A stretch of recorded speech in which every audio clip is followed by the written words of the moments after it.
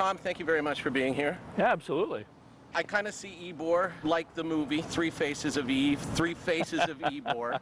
So back me up on this premise. Talk about the three different aspects that I see. First of all, let's talk retail. We have a number of cigar bars. We have dress shops and things like that. We have custom design, what we call creative retail. It's a wide variety. Oh, absolutely. You go through Ybor and you see a bit of everything. And the nice thing is for adults is they can explore. They can walk down the street and they can have a cup of coffee. Then they can go a little farther down the road and find a really neat little spot, maybe sells antiques. So we've had a kind of a growth in that area lately. And now talk about the nightlife. One thing about the nightlife, you know, unfortunately there's been bad press with certain things that have happened down here, but that's not indicative to the area. No, it really isn't. We have a club scene here, but I think it's calmed down tremendously. I think the police and the civic groups here have really done a lot to tame that process, and it's a very nice experience. You can listen to all kinds of music here.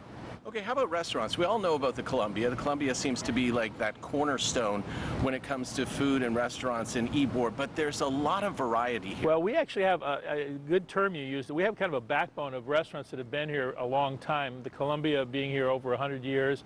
We have Carmine's restaurant in the center of the district. Food culture is a big part of what makes Ybor special, and it really adds a lot to Tampa. It makes us more like a New Orleans or a San Francisco or a Boston. We have our own food culture, which is really unique. So my premise, the many faces of Ybor, let's say, the three faces of Ybor, pretty much hits the mark, or? Absolutely. In fact, I think you've got a good thing. It transitions from day to afternoon to night, and I think that it's a good experience any time of the day. Well played, sir. Thank you. She was, in fact, a case of what is called multiple personality.